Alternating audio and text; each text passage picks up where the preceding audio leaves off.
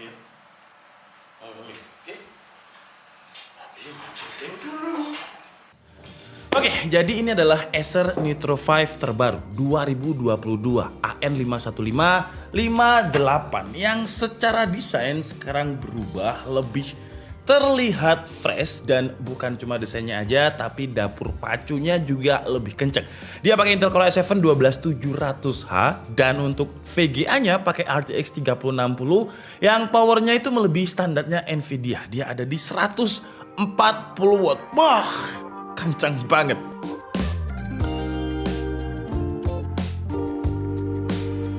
Jadi Acer itu memang punya beberapa segmentasi di laptop gaming. Yang kalian tahu paling high itu adalah Acer Predator. Cuman ya karena harganya mahal, gak semua orang bisa beli. Makanya Acer kasih kita satu lagi opsi di bawahnya Acer Predator yang harganya masih cukup affordable, masih cukup terjangkau. Acer Nitro 5 ini.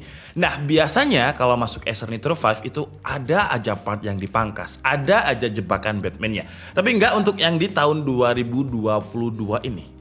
Gak ada spesifikasi atau performa yang disunat. Semuanya ini pakai specs yang menurut saya tinggi untuk sekelas Acer Nitro. Jadi dia udah pakai Intel Core i7 generasi ke-12 Alder Lake 12700H dengan 6 performance core dan 8 efficiency core. TDP-nya ada di default 45 watt, lalu untuk GPU-nya dia menggunakan RTX 3060 laptop GPU yang TGP-nya di atas standar Nvidia.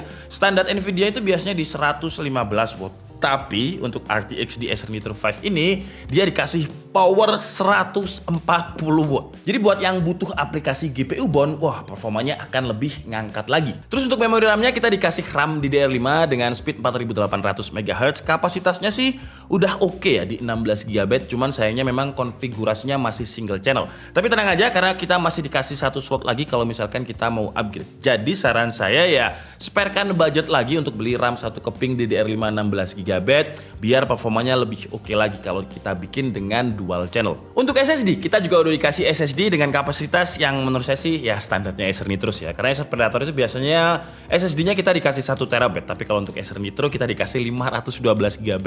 Cuman bukan SSD NVMe Gen 3, kita langsung dikasih Gen 4 yang speednya ketika kita cek di Crystal di Smart versi 8 itu ada di 6500 Mbps. Ini kenceng loh ya. Kalau misalkan kita tes di Crystal di Smart 6 pasti di atas 7000 Mbps lebih. Tadi saya mention kalau RAM-nya ini sayangnya single channel. Tapi kalau kita lihat secara performa, sebenarnya RAM single channel kalau misalkan kita belum punya uang untuk upgrade RAM, dia masih oke banget loh performanya. Ketika kita coba di Cinebench R15, kita coba dulu untuk performa single core-nya, dia dapat skor yang kenceng untuk sebuah Acer Nitro dengan 12700H.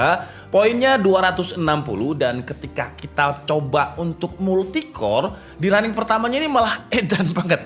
Kenceng banget, dia ada di 2767. Walaupun memang di running keduanya dia turun menjadi sekitar 2500 poin, tapi kalau kita lihat chart di sini ketika kita loop sebanyak 10 kali, skornya itu nggak ada yang di bawah 2500. Jadi bisa dibilang sistem coolingnya ini udah bagus karena performanya stabil, nggak throttling. Masalah cooling nanti akan kita bahas, kita lanjutkan dulu untuk performanya. Jadi performa itu tadi kita pakai skenario rata kanan, laptopnya kondisi dicas. Terus di Acer Nitro Sense-nya juga kita set fan controlnya itu di max, dan untuk modenya kita pakai mode performance. Sekarang kita lanjut di mode skenario kedua. Jadi laptopnya tidak kita cas, terus fan controlnya kita pakai auto, modenya ada di default, dan hasilnya untuk performa single core-nya memang ada penurunan, dia ada di 216 poin. Untuk multicore-nya stabilnya di kisaran 1300 poin. Running ke-10-nya turun dengan 1256 poin. Ya, kalau kita lihat memang performanya turun ya, tapi wajar, semua laptop gaming itu harus dicas biar performanya lebih maksimal. Kayak contohnya di Cinebench R15 ini aja. Untuk suhu temperaturnya ketika kita pakai skenario rata kanan itu dia bisa nyolong-nyolong sampai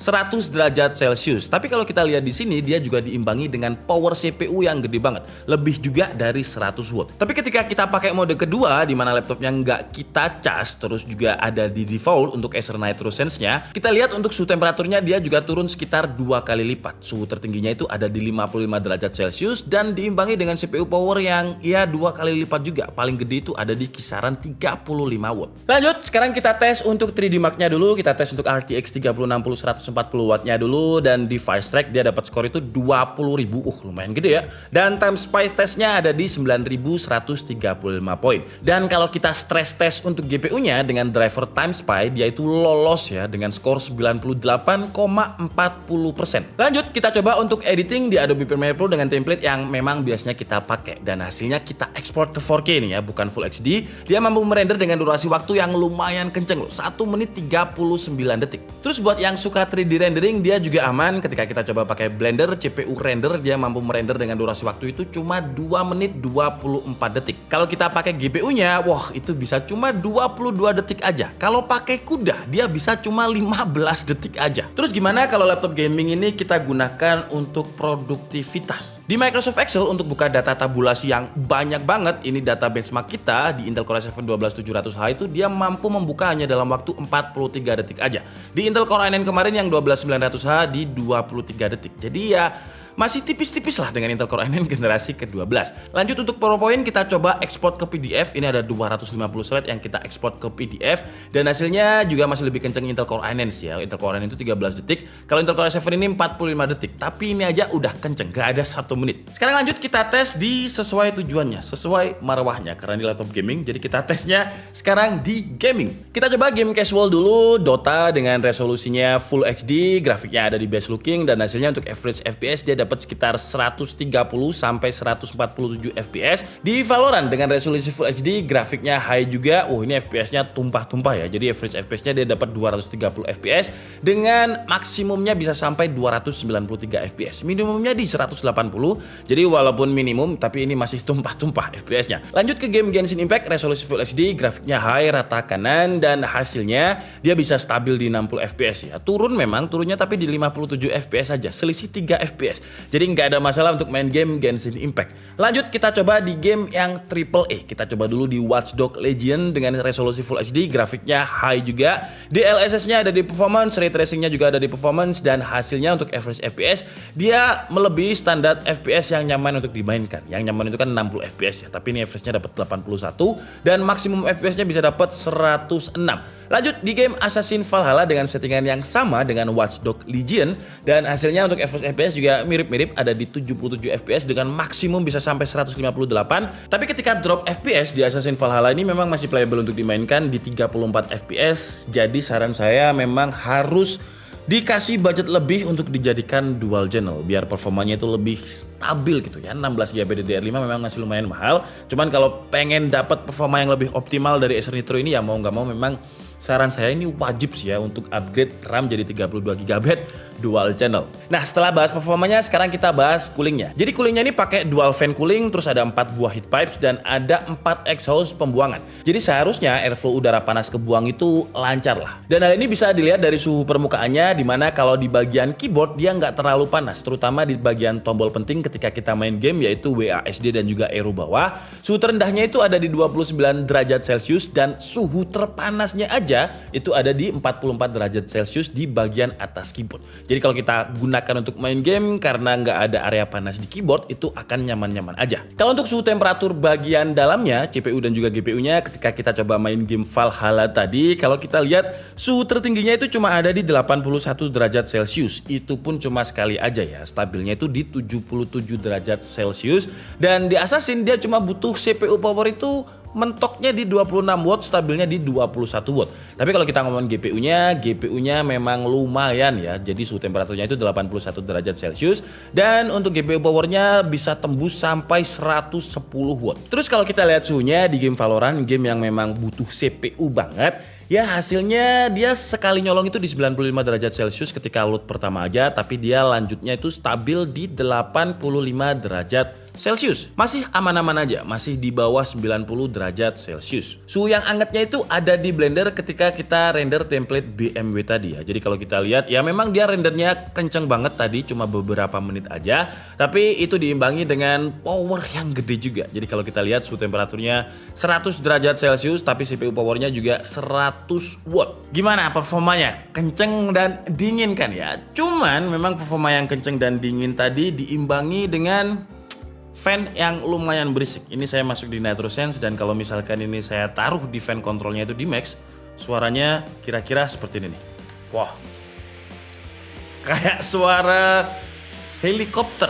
Ya memang rata-rata laptop gaming seperti itu, tapi kalau saya pribadi sih nggak masalah karena ketika kita main game, kalau saya pasti pakai headphone karena kalau saya mengandalkan speaker dari laptop ini aja kurang. Walaupun memang secara speaker, secara audio, menurut saya dia udah lumayan oke sih. Jadi untuk speakernya ini dia pakai DTS-X Ultra dan kita juga bisa custom lewat aplikasi DTS-nya. Suaranya ini cukup oke, tapi ya itu kalau misalkan main game pakai suara dari Acer Nitro ini aja, kalau saya pribadi sih kurang ya. Kira-kira seperti ini deh suara speakernya.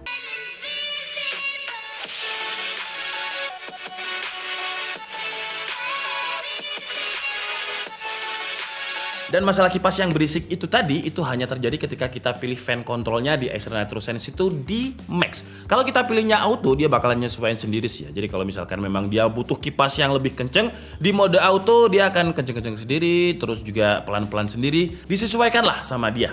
Sekarang kita bahas masalah desainnya. Karena kalau kalian lihat, ini berbeda banget dengan Acer Nitro tahun lalu. Mungkin buat yang belum tahu bakalan, ini Acer apaan ya kok desainnya kayak ala-ala spaceship, kayak pesawat luar angkasa. Karena memang desainnya di tahun 2022 ini Acer Nitro 5 jadi baru. Kalau biasanya Acer Nitro 5 tuh desainnya ya perpaduan antara warna cuma merah sama hitam. Ya biasa banget lah. Tapi yang kali ini Acer Nitro 5 di tahun ini desainnya ini lebih fresh. Jadi bagian punggungnya itu dikasih lid yang ngasih aksen gaming. Terus logo Acernya dipindah jadi di bagian atas. Dan yang paling kelihatan bagian bumpernya yang biasa warna merah bentuk X sekarang dihilangkan dan terlihat lebih modern, futuristik. Dan itu tadi ya kayak ala-ala desain ala spaceship gitu, pesawat luar angkasa. Kalau untuk build quality-nya sih ya ciri khasnya Acer Nitro 5 ya. Dia nggak kasih kita aluminium atau kayak apa yang kayak di Predator. Dia tetap menggunakan bahan material plastik polikarbon. Dan karena memang performanya kenceng, RTX 3060-nya 140 watt. Kalau kita lihat secara dimensi dia juga tebel banget dan bobotnya ini belum charger dia ada di 2,3 kg. Ya kalau dibilang berat, nggak berat sih. Ini standarnya laptop gaming yang memang pakai CPU dan juga GPU yang kenceng. Meskipun build quality-nya ini nggak mewah-mewah amat karena dia nggak pakai bahan aluminium atau magnesium alloy yang biasanya ada di Acer Swift dan juga Predator. Tapi untuk layarnya kita udah dikasih layar yang ini ciri khas Acer banget. Layarnya udah bagus untuk sekelas Nitro 5. Jadi layarnya ini berukuran 15,6 inch, standarnya laptop gaming. Refresh rate-nya ada di 165 Hz yang udah support Nvidia G-Sync. Terus buat resolusinya Full HD dan IPS-nya ini real IPS. Makanya tadi saya bilang ini adalah Acer banget.